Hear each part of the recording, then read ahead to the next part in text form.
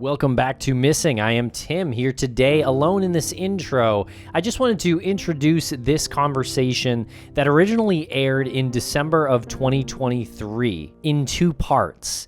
And this episode is that same conversation cut into one part. And the reason we're doing that is because we've got an update episode that's coming later this week on Thursday. And our guest is Dornett Mullings, who we met at CrimeCon a couple of years ago, and her twin brother, Calvin Berry, has unfortunately passed away. He died on March 10th, 2021, and was found floating in the canal behind his house a few days later. And obviously his twin sister, Dornett, is very upset and is fighting for justice for her brother, Calvin Berry. And Dornett has done a lot of work, as you'll hear in this interview. She's done a lot of background work, and you can find out more information on their website. It's justiceforcalvin.com, and that's the number 4. Thanks a lot for listening. We'll be right back with Dornett Mullings right after this quick break.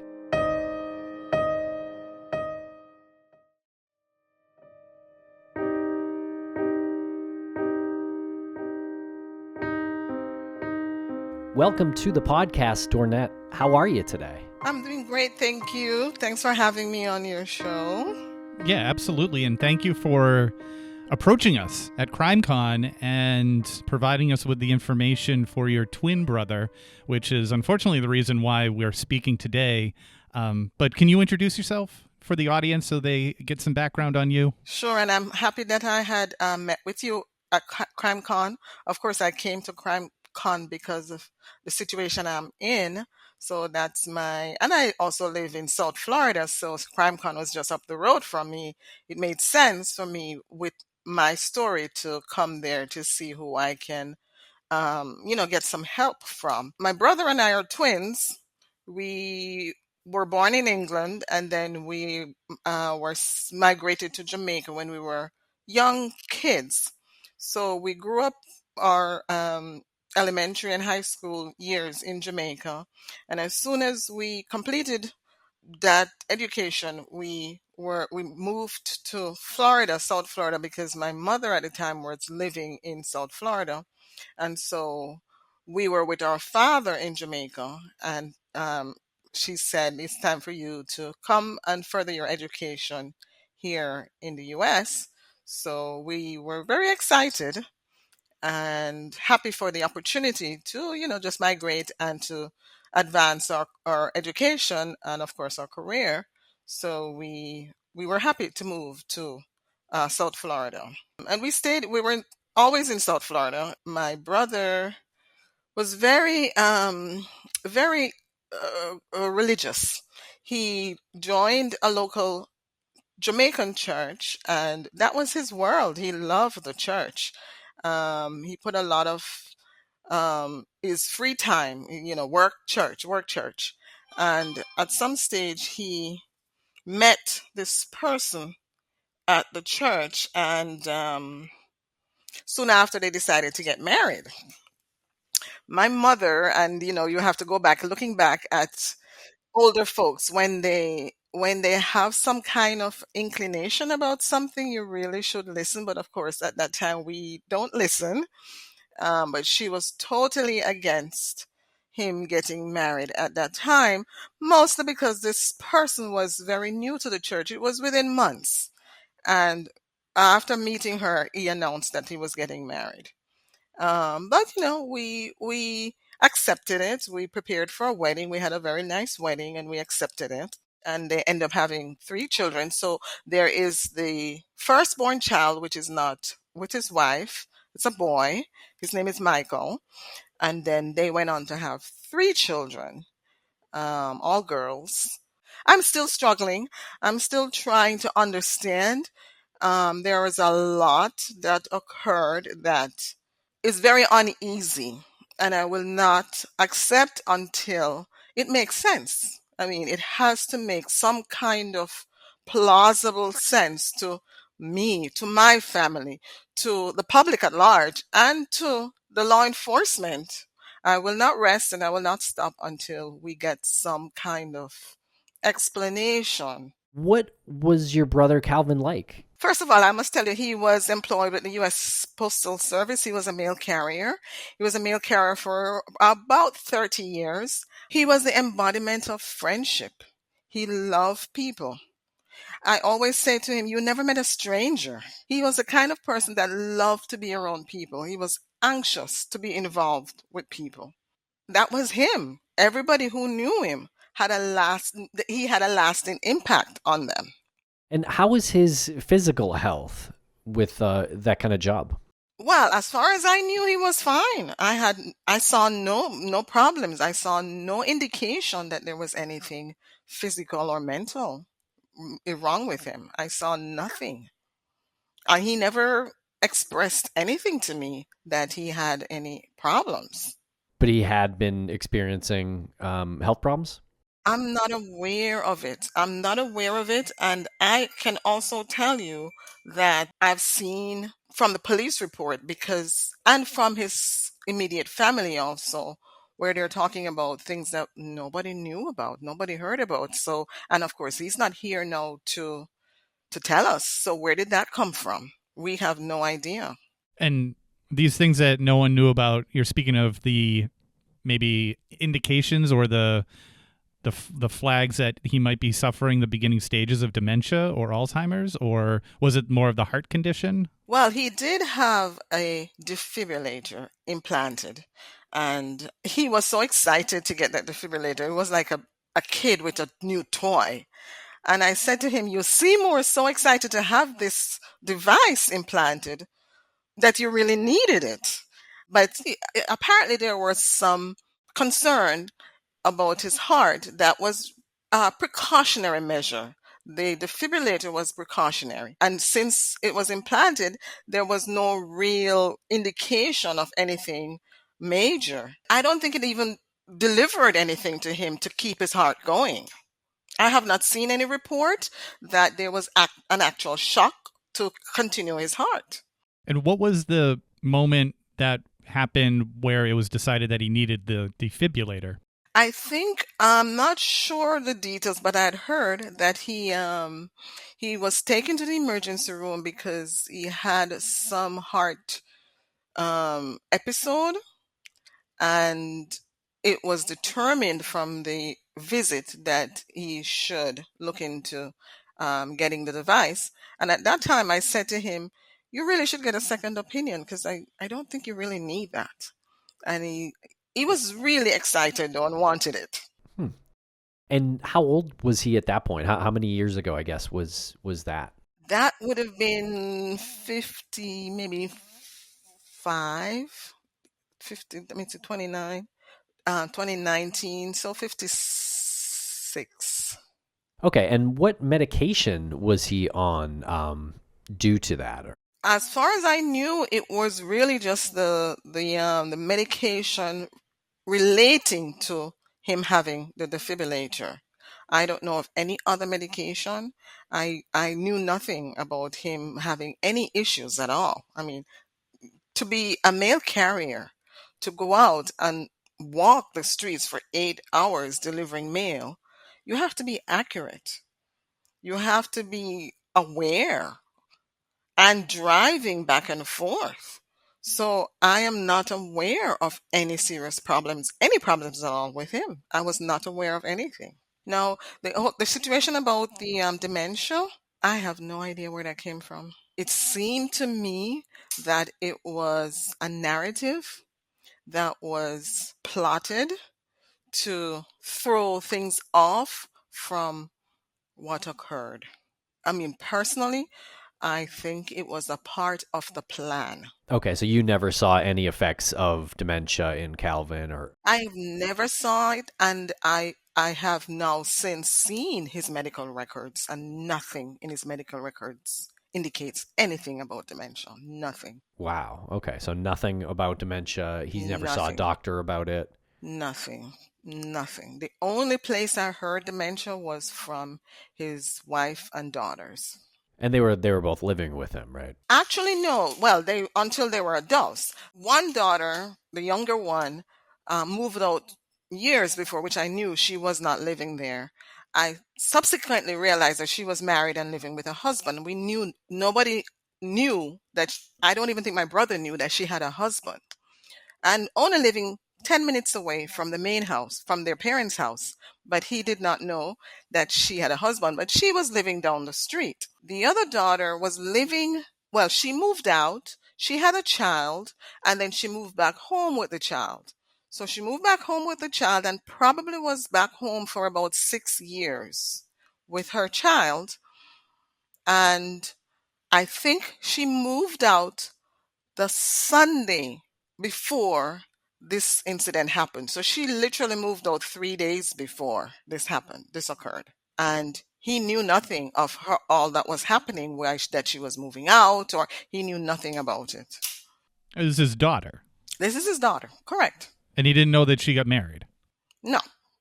Was there communication problems? They never really had a relationship that was reasonably okay. It's always distance. It's always separate. It's always seemed that she was doing her thing, he was doing his thing, and they never really seemed like they connected. Yeah, I get that. I get that, children want independence from their parents, and parents eventually want their child to be independent.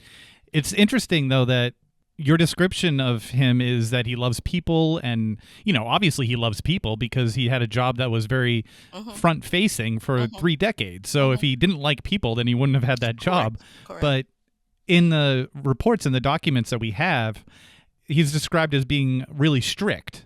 And I don't ever want that to be used against somebody as like, well, this is an overall umbrella for how the person is. Because a parent can be strict with children. Was it that strictness that kind of caused that divide between them? I am not even aware of a strictness in him. For the most part, we grew up in Jamaica. And the Caribbean, we have certain standards. We have certain expectations of our children. And so, we have rules. And especially him being involved in the church, there are certain things that were unacceptable. By this time, though, these children are now adults. They're on their own. They have their own lives. I don't understand what strictness would affect them as an adult now when they were seemingly living their normal lives. Can you take us to the night of March 10th, 2021? I got a call at 3 a.m. on March 11 that said, your brother Calvin is missing. No, she said Calvin, I think she said he's missing. He's not home. He's missing. And I said, what do you mean he's missing? He's not home from work yet? And she said, yes, he came home, but I don't know where he is. And I called the police. The police is here. I said, that's strange. Then she started to tell me that he took sleeping pills and she thinks he's sleepwalking. And shocked me completely, because this is a no-no for us. We're Jamaicans in the Caribbean. We don't take those kind of medications. So when she said he took sleeping pills and he was sleepwalking, I said, that's strange. And then I said to her, did you look in the backyard? Because he loves to plant. And one of his passion was being out there tending to his fruit trees. So I said, did you look in the backyard? And she said, no. She shone a flashlight through the glass door, but she did not see him. And I thought that was odd. But she said the police is there. They're waiting for the canines to come and drones. And I know the house, there is a fence. It's completely fenced. And then there is a canal in the backyard. And he would not go down to the canal.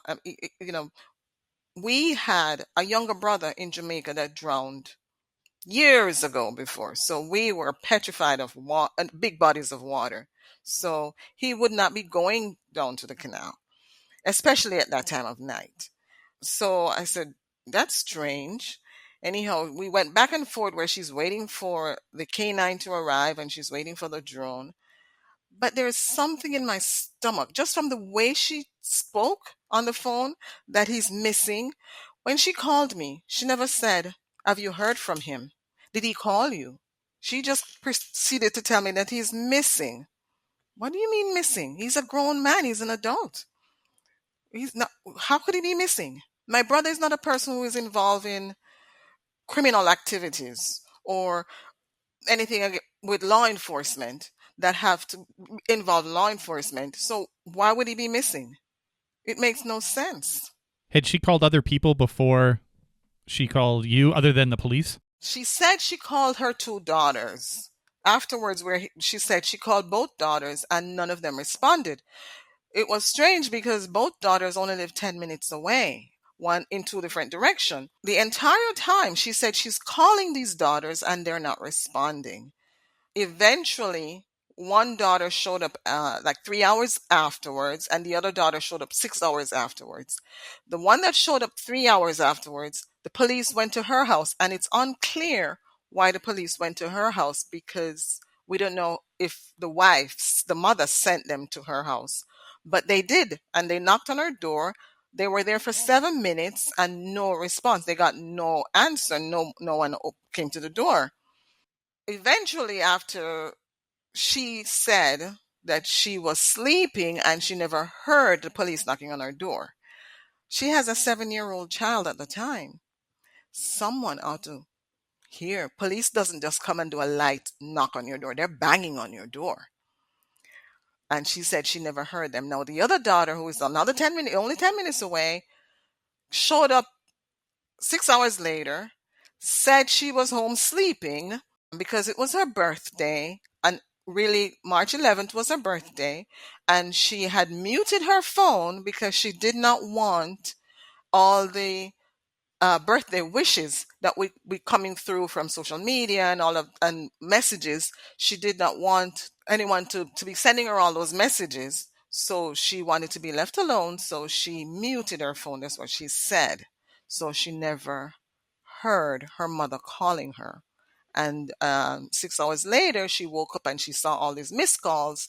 And so she contacted her mother, which is not true. Why? Well, one of the ironic thing about all of this is I've been very vocal after the police closed the investigation. Well, his body was found 2 days later, on the 13th, floating on the canal behind his house in the middle of the canal on his back.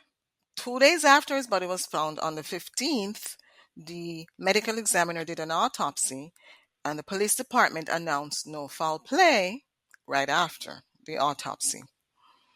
And I was quite surprised because, for one, how do you find a body directly behind his house, floating on his back in the canal, when you had dogs and you had canine drones back there? No indication that he was there, no footprint, no indentation, nothing to suggest that he walked back there. His house was completely fenced. The fence is locked from the inside, so he could not have gone through the fence and then locked from the inside. Nothing. No indication that he would have gone back there. And then the police announced no foul play. I was very shocked. The police said we have to wait for toxicology report to find out the manner and cause of death. And I said, okay, we wait, and we waited for 3 months. After 3 months, we got the toxicology report that came back with lethal levels of Benadryl in his system. Lethal levels. So I said, okay, what is this police department is going to do now? 3 months later, by this time, she had already tossed all the furniture out on the sidewalk, everything on the sidewalk. House sold, and she's on her way, his wife, living her own life. And I thought, lethal levels of Benadryl, now this requires an in-depth, thorough investigation. No, the police closed. The medical examiner ruled accidental drowning, and the case was closed. And I'm questioning the medical examiner. First of all, when you did the autopsy 2 days later, which you should not have waited 2 days later to do an autopsy on a drowning victim, but when you did that autopsy 2 days later, didn't you know that it was drowning at that time? You should have known. We don't need toxicology to then tell us that this is drowning. It makes no sense. And so I've been fighting tooth and nails to get them to revisit this and to see that there's more to this than they are telling us. And we'll be right back after a quick word from our sponsors. Thanks to our sponsors, and now we're back to the program. Lots of questions. Might sound a little insignificant, but I'm really curious what the fence was made of. Was it a chain link fence? No, it's PVC. It's latch. It's one of those latch that you put on it and you push it over. It's a latch. And the latch was slid into the lock position. Correct. And even cobwebs, spider webs were there, so it was not touched at all. We could see spider webs still on the lock. And it's a high enough fence that you cannot just scale the fence. Right. Okay. And tell me about the Benadryl use. Why was he taking Benadryl? I have no idea. I really have no idea. Have you heard any of the 911 call? Maybe you've heard that one. And she mentioned Benadryl, which was odd. And I still don't know why the toxicologist tested for Benadryl and not the other things, because he had heart problems, so he was taking heart medication, but none of that is in the report. So I don't know why they zoned in on testing for the Benadryl, but I had no idea why he would be taking Benadryl. In the 911 call, his wife mentions he was on sleeping pills. Is that what she was talking about, the Benadryl? No, she actually spelled out the medication that she's calling the sleeping pill on the 911 call, the alprolizam.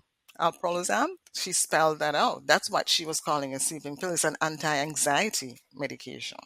It's not a sleeping pill.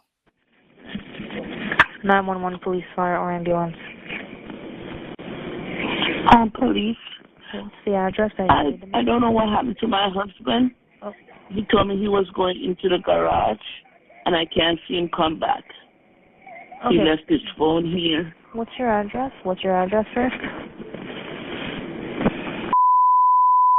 Southeast Fallon Drive. All right. Southeast Fallon Drive. How long ago did he leave? Like, you checked the garage and he's not there? Right, the side door was open, All right. but I don't see him. Okay. How long ago did And there's he... a canal behind. How long I ago? saw him like an hour ago, like 12:35 thereabouts. It's an hour I and a was half. coming into the room. Okay. Yeah. I was coming into my room, in the room, and then he was going outside, and I said, "Where are you going?" He said, "I'm going to check something in the garage." Okay. Is he And white, I black? can't see him. All right. White, black, or Hispanic? He's black. What's his name? And they had Hold on. his name is Calvin Bing. All right. Calvin, spell his last name? Berry. Date of birth? 12/2/62. What color shirt, what color pants is he wearing? It should be a gray shirt, and I believe he has on a black short. Black hair, or, what color hair, what color eyes? His hair is getting gray, but it's cut real low. Okay. Black hair, And gray he had hair. And what color eyes? Yeah. It's brown. All right. Is the car out there? Yes, the two car, his truck and his car and my van is out there. The keys are inside, and he doesn't go anywhere without his phone. All right, let's see. And I need to tell you that they have him on alprolizam, something like that, to help him sleep, because he hasn't been sleeping that well. Alto REM? What do you mean? Like, does he have a machine hooked up on him when he was walking out, or?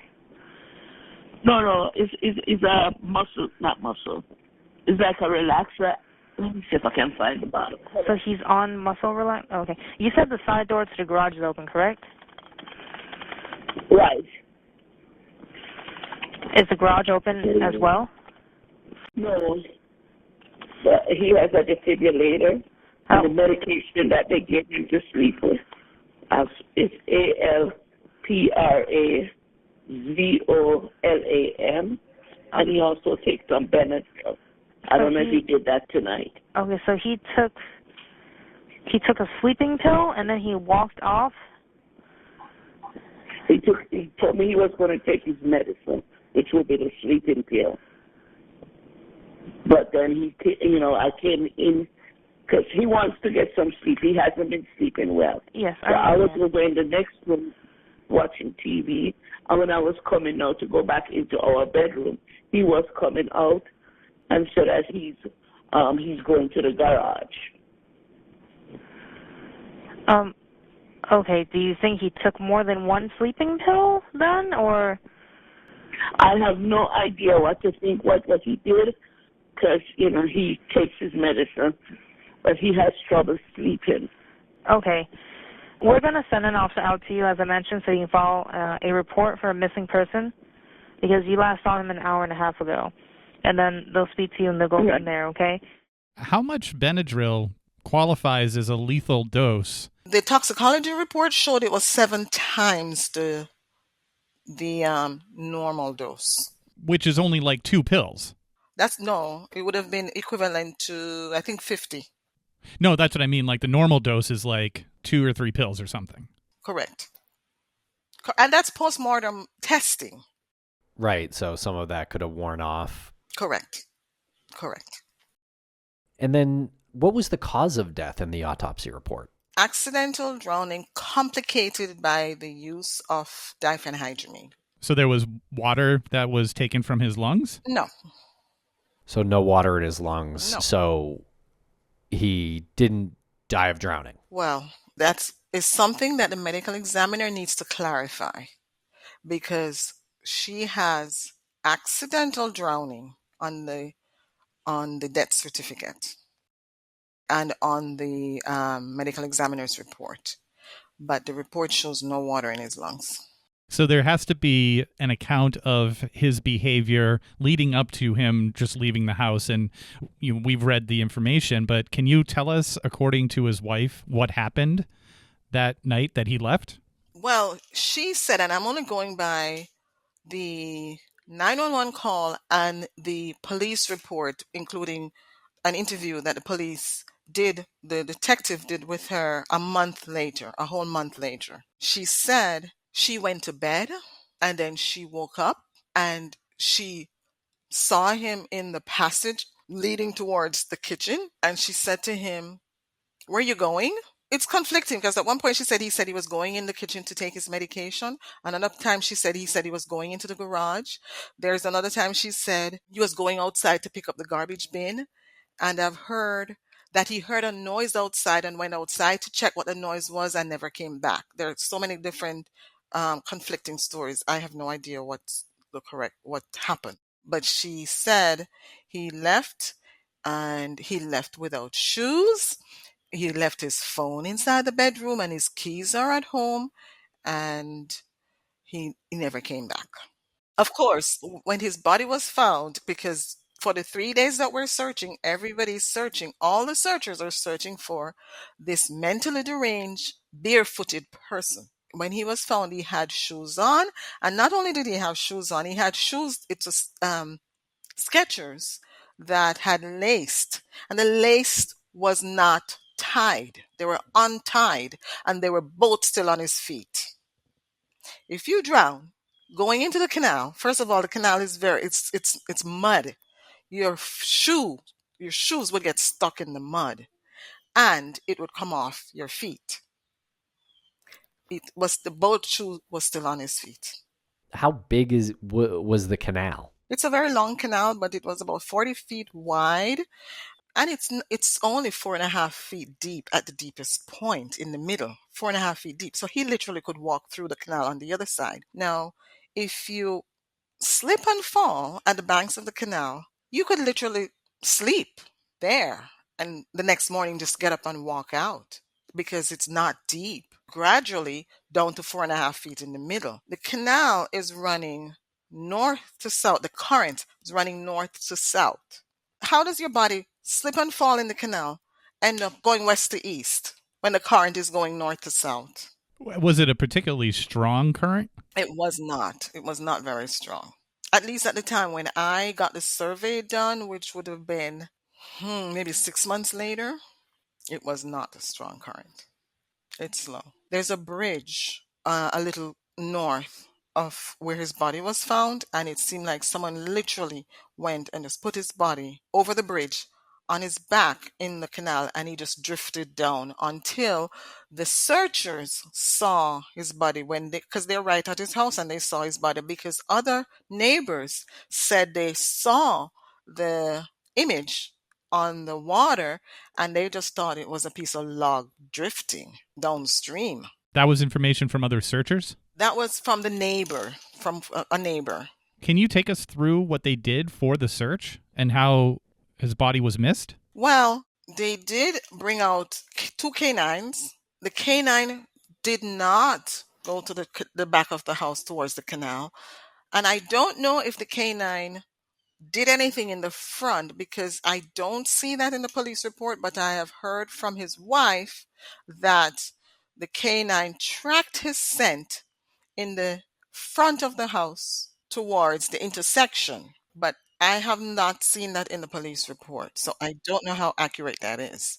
The drone, they had 2 drone flights, and they said they terminated both because of very light rain, but nothing was found.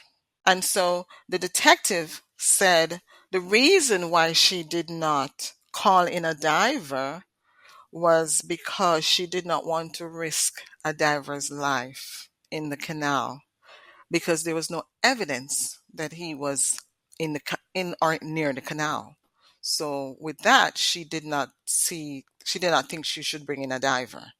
And that's why she said she did not bring in a diver. Okay. What's the risk then if there's a professional diver in a 4.5 foot deep canal? That's exactly what I would like to know. It makes no sense. I don't understand. And this detective has done really very questionable things. I am quite surprised. I've never understood that law enforcement would be so outrageous in their bias. Was there ever a search of his wife's house in any immediate time frame? Nothing in the police report showed that they did a thorough search when they went to the house. There's nothing in the report showing that they did that. They took her word. They took everything she said. I don't understand it, honestly. I really don't. And a couple of the stories you said were conflicting was that she said she had woken up and he wasn't in bed and then he was in the kitchen. She said she saw him in the passage and she asked him where he's going. I mean, he's in his house. So if he's in the passage, maybe because it's midnight, I don't know. I mean, he's in his own house. So if he wants to be in the passage, I don't see what's the issue. But she said she asked him, where are you going? And he said he's going. She told me he's going in to get his medication. She told others he's going to the garage. And she told others he was in the police report, it was garbage day. He was going to pick up the garbage bin. I have no idea. Yeah, the information that we had read was that he had something to do in the garage. And I was just thinking about my living situation here. And if I ever said that to my significant other at that time, like I have something to do in the garage, her first reaction would have been like, what do you have to do in the garage? At that time. So exactly. I'm just wondering, like, did he have like a little workshop or was there something in the garage that would bring him in there? No. Yeah, I'm confused how there was a search and there were dogs who apparently got his track at one point, but you said tracked him to the intersection, I guess in the street, and they didn't go front. Behind the house? Nothing behind the house. Absolutely nothing. And there was no track. There's no indentation. There was nothing. There was no disturbance in the grass. There was nothing to indicate him going to the canal, to the area of the canal. Nothing. What about this white SUV with no lights on? Can you tell us about that? The white SUV was caught on the neighbor's surveillance camera.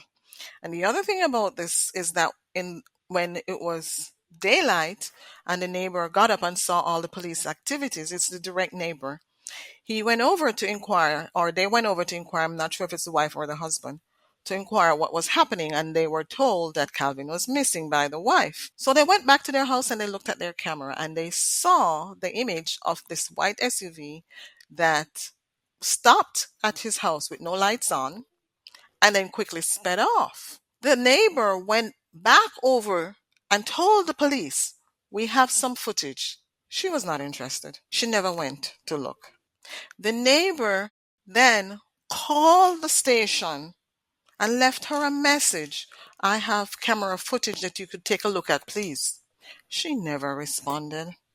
She never went. It got to the point where the neighbor's camera, it's not a Ring camera, it's one of those cameras that you purchase from Sam's Club, and it overwrites, I think, in 10 days.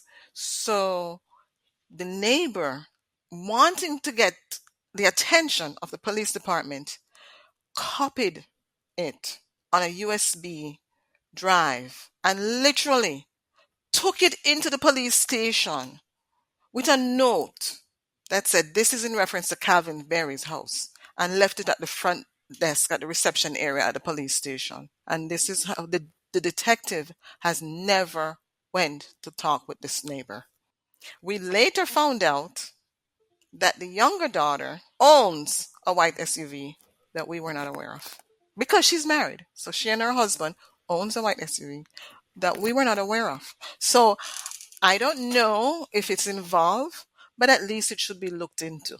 How much is on the video? Is there a license plate on the video, or can you tell the make and model? It's very grainy. I got a copy of it and it's very grainy. It needs some more high-tech FBI type technical analysis. So the license plate isn't easy to read on there? For me, it was not. How did you get access to the video? I requested it through public records. Oh, okay. And you were able to get it because the case was closed? Because it was closed at the time, yes. Now it's reopened, so I don't think you can get anything now, but I was able to obtain just about all the records before it got reopened. And I must tell you, it was reopened because after the first, the medical examiner ruled and everything, I said, no, something is not right, something is strange. And I had no problems with his wife and daughters, really. We had a reasonably okay relationship. She's not someone that I would call and say, "Let's go have dinner," but I can call her if I needed to, or she called me if she needed to, not frequently. But she completely cut off everybody. She cut us off completely. She's not answering our questions. She just completely cut us off. So I made an appointment and I went and met with the chief of police. And there were two things that was really troubling me. One was the Benadryl. And two, there was a call that came in on my brother's phone that before his body was found on the Saturday. So on the Friday evening, I was there. My husband and I were there and some other friends and family. And she literally held his phone and showed us about 6 calls on his phone. And it said it was from a private number. And she said to us, it could be a kidnapping. Look, these calls came in and it could be a kidnapping. But what I noticed was the last call. The other 5 calls were not answered. But the last one was answered. And what was unique about it was that it was answered at 2:54 a.m. Now, she said he was missing at midnight or 12:30 thereabouts. She called 911 at 1:30. 911 was at her house with 3 or 4 police officers by 1:40. This call came in at 2:54. There were 3 or 4 police officers at the house with her at the time. The daughters were not there. It was just her and those officers. And the call came in at 2:54 a.m. and it was answered. It showed that it was answered. She was on the phone for 54 seconds. So I said to her, this call was answered. Who answered the call? She told me she did. So I said, well, who was on the other line? She said, nobody. They never answered. She did not know because they never answered. I said, okay.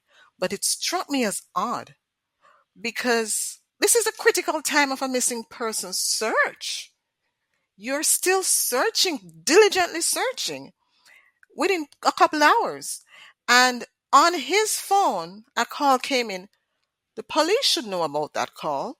They should be tracing that call. And when I spoke to the police department, they said they knew nothing of it. How could you not know of it? They took my brother's phone and they did a forensic download of his phone. It was there, but they said they did not know about it. So when I met with the chief, I said, Chief, the phone company knows who made this call. The display shows private, but the phone company knows who made this call. So could you please look into it? You have to subpoena the records. He said he would. In addition, I said, the Benadryl, because I had gone a little bit further and I called Johnson & Johnson, who is the maker of Benadryl, poison control line.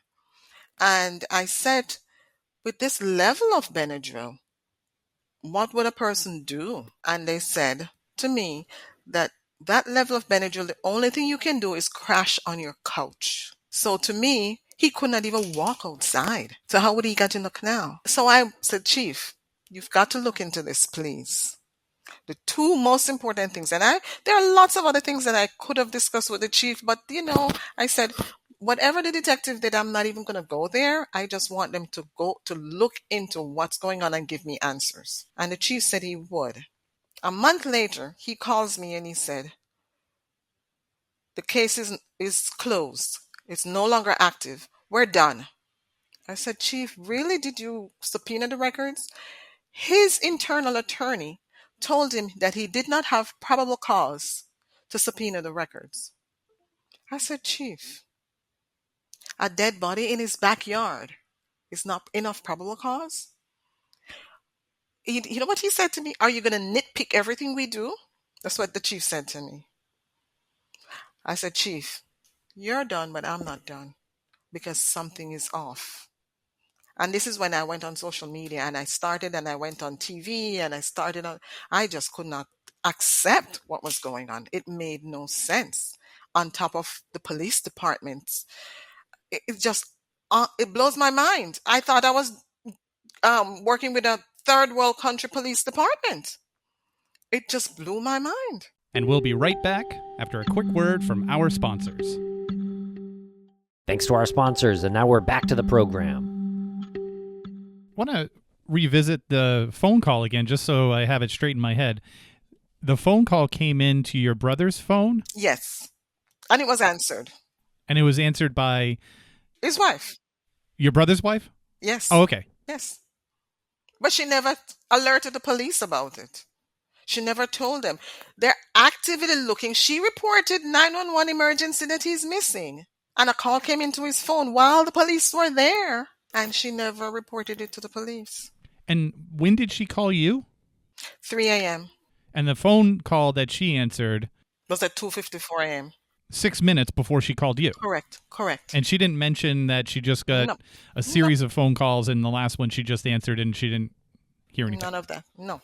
She only showed it to me, and she literally held the phone and showed it on his phone and said this could be a kidnapping because, look, he had all these private calls. When did the private calls start? I think it was, I will have to go back to it. I think March 4th, I want to say.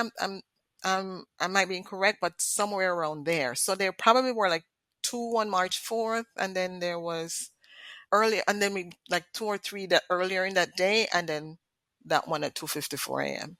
If this was a kidnapping, what would be the ransom? What's the purpose of it? Was he financially well off? There was a ransom request.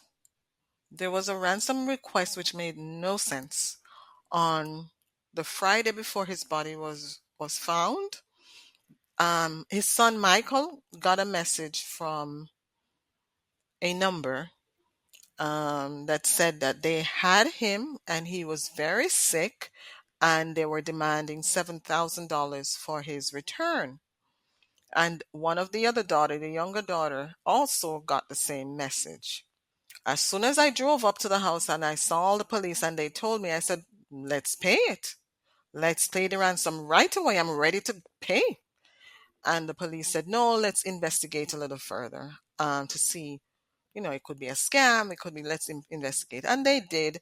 Later on, about 9:30 that evening, they brought them into the police station and they did their own discussion, because I don't really call it an interview. They did a discussion, and we have the video of that discussion. It's very alarming. And who's the discussion with again? The two daughters, my nephew Michael, and the investigator. And what is alarming about it? The behavior of the two daughters on the video. Can you talk about the defibrillator, and was there a rapid heartbeat that it reported? There was a rapid heartbeat from the report at, I want to say maybe 2:30 in the morning, that quickly corrected itself. It says non-sustained. So it quickly corrected itself and did not need the defibrillator to correct it. So he was still alive at that time. And that was at 1:40, you said? That was at 2:13. Yes. So it was almost like his heart maybe sped up or maybe skipped a beat or something? Correct. But there are not as high an episode, but there are previous episodes of the same rapid heartbeat that quickly corrected itself in February and other. From the history, it showed that it occurred before. I mean, that sounds pretty normal for somebody who Correct. had a heart condition that everyone has like a moment where their heart speeds up and then slows down. So, and the defibrillator never showed any kind of therapy from the defibrillator. Any kind of therapy, like it didn't correct Shock heart, nothing. Yes, it was not necessary. So at this point, the police are already at Calvin's house, and based on the information, Calvin is still alive, but not there. Obviously, Correct. He's not in the canal at this point, so we don't know where he is at this point. Correct. Did the information show when his heart stopped beating? No, because that's not what the defibrillator does. It would have helped us if he had a pacemaker. So it would show the pacing of his heart and when the heart stopped. But the defibrillator doesn't do that. The defibrillator's purpose is to shock his heart if it needs to, or to correct the rhythm if it needed to. So there was some kind of arrhythmic beat at that point around 2:30. The Correct. defibrillator, it didn't activate, but it marked it. And then Correct. there was nothing else after that? Nothing else after that. So it didn't speed up, his heart didn't speed up again Nothing. before he passed away or something like that. We saw nothing after. The beats per minute was very high. We will need to have an expert to tell us what does that mean at that high beat per minute, because at that episode the beats per minute was very high. Of course, I don't think life could continue at that beat, but at the same time the defibrillator would have shocked his heart, and it did not. It corrected itself. I don't think you can sustain life at that high beat, but the defibrillator would have corrected it if it did not correct itself. Is there anything about neighbors' home security cameras, Ring cameras? What was that like? Like, was he spotted anywhere?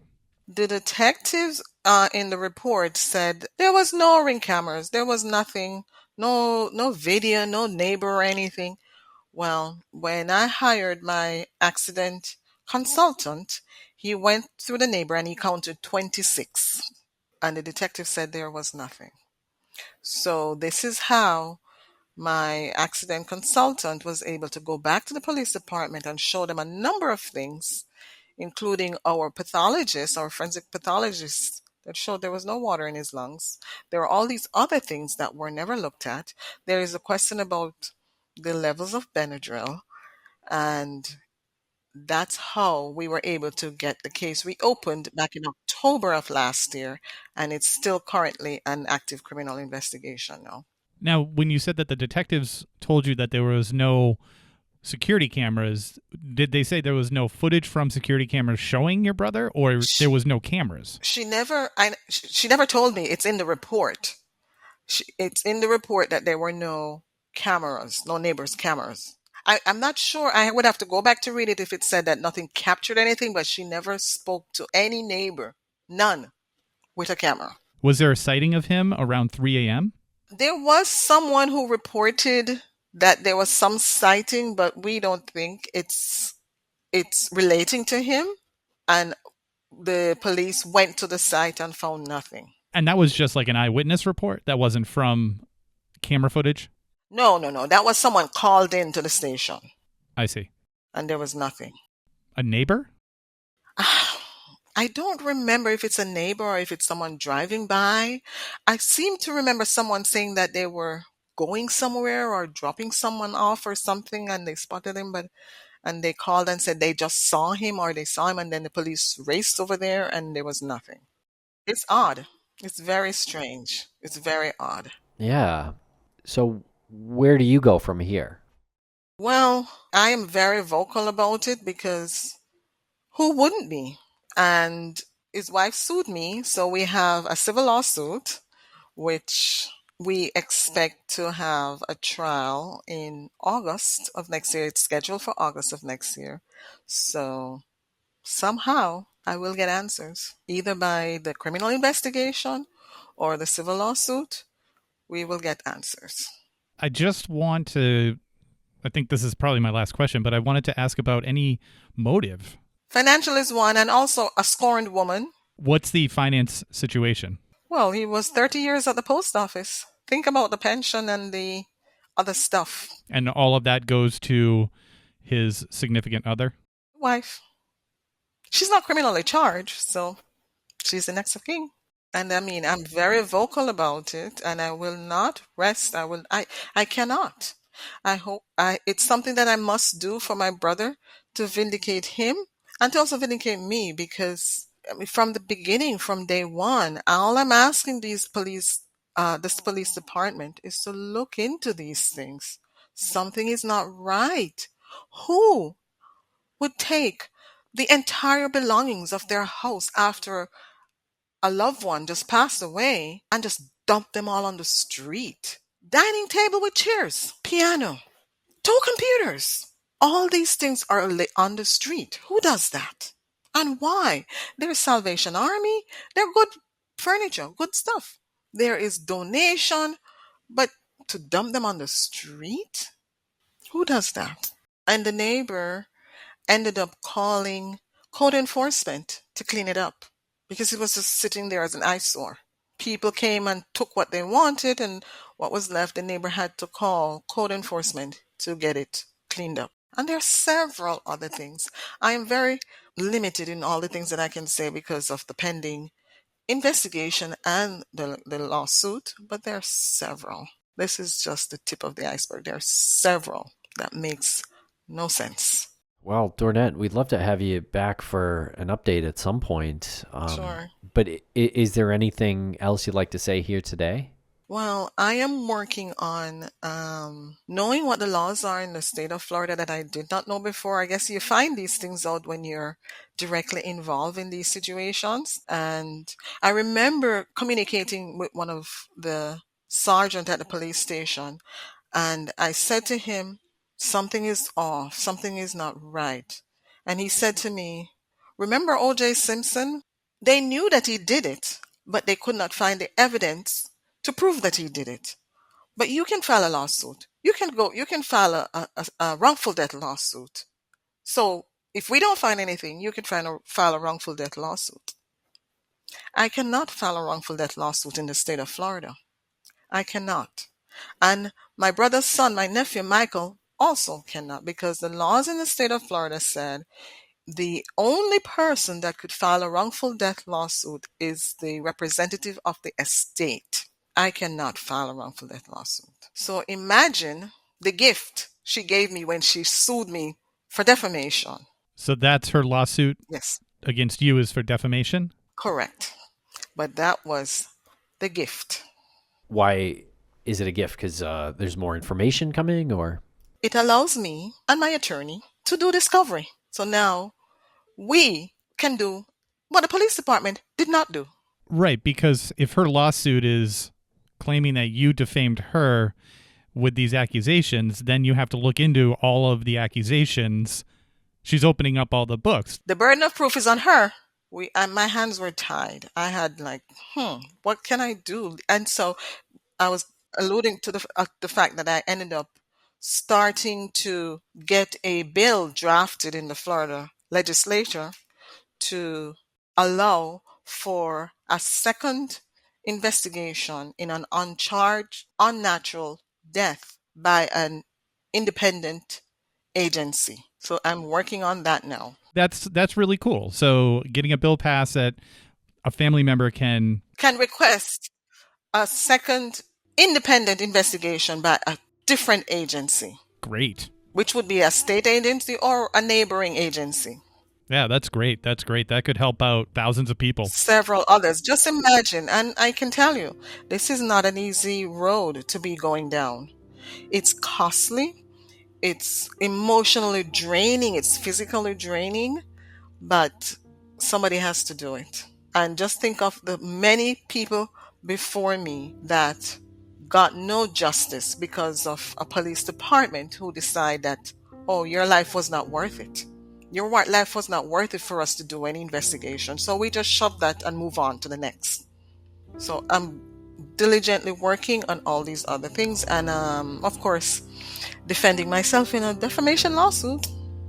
And hopefully we'll get, it's been over a year now that this criminal investigation was reopened. And no update? Nothing. Well, they don't really tell much. They don't really tell you much. And I mean, I've even gone to the FBI and they don't really update you. I guess we have to wait until they're finished to get a sense of what they found. Eagerly waiting because all that I have and I have seen, I don't know what this police department could tell me other than, a charge. I mean, I don't see what else they could do.